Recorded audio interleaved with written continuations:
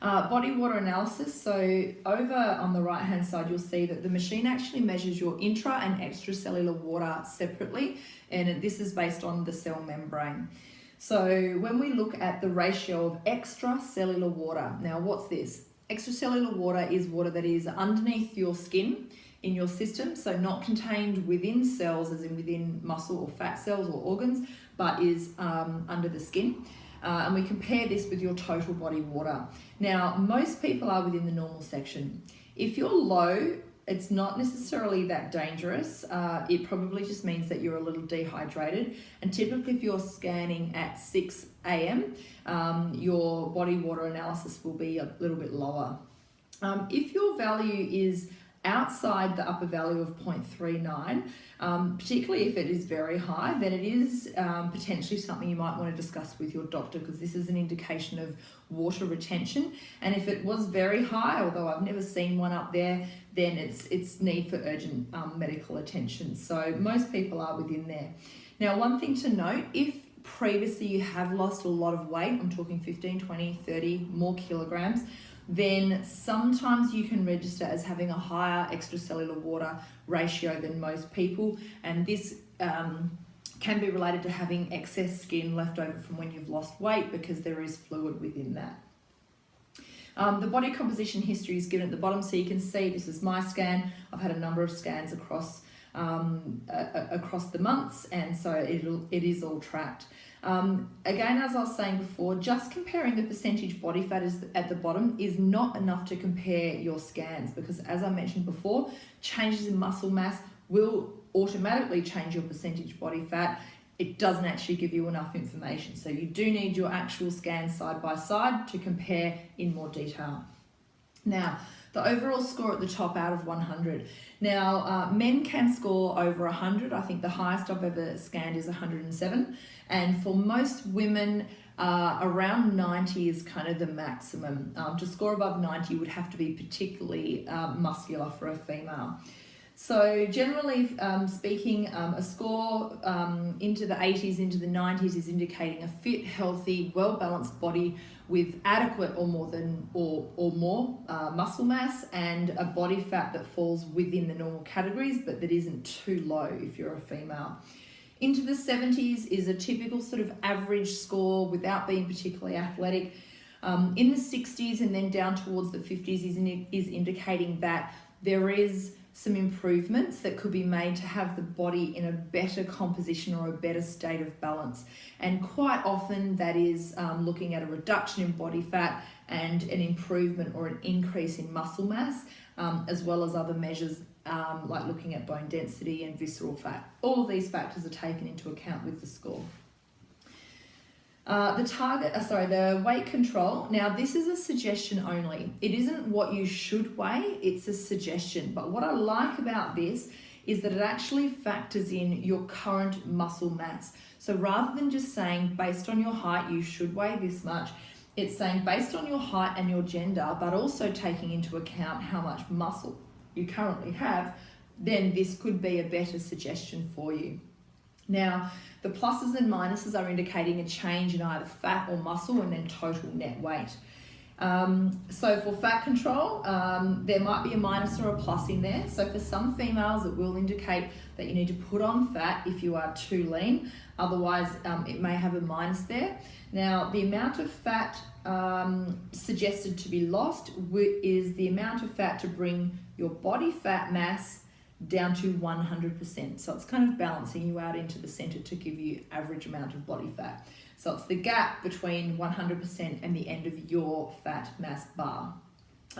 Muscle control, it will never have a minus in there. It will only ever have a positive or a 0. So if there's a positive in there, it is indicating that on some level or in some body part, there is inadequate muscle. And I definitely suggest that you take notice of this if it does have that section, and have a look in particular which area of your body is it that you're lacking in muscle, or is it an overall thing? And then through resistance training or weight training or things like Pilates and yoga where you're building strength, then that would be an intervention for you, as well as ensuring that you're eating enough for your body to actually build tissue. Again, it's a suggestion, and most people find that within 3 to 5 kilos either side is pretty close to what they were expecting anyway. Now, there's a couple of ticks in the boxes there. They're fairly self-explanatory. Do you have enough, not enough, or too much? The segmental fat analysis is your fat breakdown. So it's the breakdown of your total fat mass per body part. Now, a normal or typical shape is sort of like an arrowhead shape, where the arms and the leg bars are equal in length or similar, and the trunk will typically be slightly longer, about 1 to 2 sections longer than the arms and legs. If you are particularly lean, and especially for men, it's quite likely that your top bar can be very, very small, and then you'll have most of your fat on your trunk and your legs.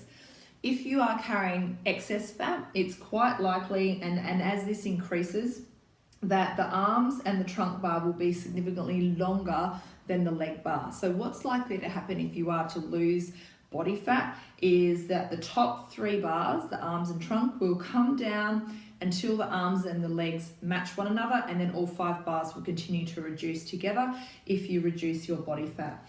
This is really, really crucial for comparing scan to scan, much, much more valuable and useful than comparing body fat percentage. The segmental circumference, they're really good for comparing. It is an estimated measurement only, but it does give you good information to compare from time to time. Some things may go up as you get fitter, for example, the size of your thigh or the size of your arm, but however, some things would likely go down, for example, your abdomen and your neck. Visceral fat. I've highlighted this one here before. This is a really important measure. So visceral fat is the toxic fat that layers your organs and is also present in the gut cavity in between your organs. So this is the one that you see on the TV ad that can really, lead to serious disease, and having a lot of fat on your organs can actually impair the functioning of those organs, and it can actually almost act as an organ itself, changing hormone levels, changing insulin levels. So it is a really important measure to keep in check. Now, 10 is kind of the cutoff for healthy. So we want to aim for a score below 10. Now, it actually does peak at 20. So if your score is sitting at 20 for a while, it might theoretically be that it's a 25 or a 24. So you're not going to start seeing change until you come below 20. Below 10 is healthy, below 5 is excellent, the lower the better. Typically you will have a higher score here if you do have more body fat overall, but it's not necessarily the case. You can have not very much subcutaneous body fat and still have high visceral fat.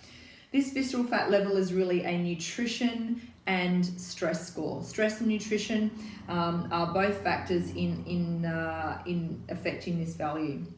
All right, we're nearly done. So down at the bottom in the research parameters are a few more details and measurements. Intra and extracellular water there is given, and the ratio between those should be a ratio of 3 to 2. Basal metabolic rate given in calories. Now, for example, mine is 1,593. So what that's saying is that my body, given its total mass and in particular its muscle mass, it requires around 1,600 calories to maintain this current state on the scan with no exercise. So it's at a resting state. So on a typical day, for example, I might eat anywhere between 1.25 lots of that up to sometimes double that if I'm doing a lot of exercise. Some people may go more than double that amount, and there are calorie calculators online where you can enter in your basal metabolic rate and your activity level and actually get an example of that. And it's also present on our online scan portal as well. Waist to hip ratio. So ideally our waist is smaller than our hips. If our waist is bigger, it's indicating that we have a lot of abdominal fat, which is unhealthy. So the ranges are different for men and for women. If you're a straighter kind of female, your ratio is likely to be higher than if you're a very narrow-waisted, larger hipped female. Again, that's just genetics.